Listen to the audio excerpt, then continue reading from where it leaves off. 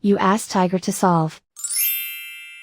This deals with linear equations with one unknown. The final result is x equals -7. Let's solve it step by step. Simplify the expression. Expand the parentheses. Simplify the arithmetic.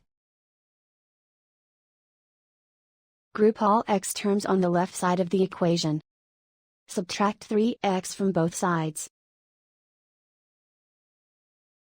Group like terms. Simplify the arithmetic. Group like terms. Simplify the arithmetic.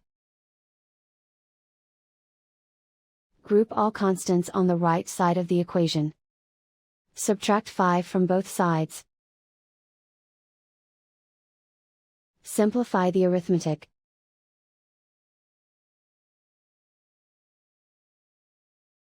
Isolate the x. Divide both sides by 2. Simplify the fraction. Find the greatest common factor of the numerator and denominator.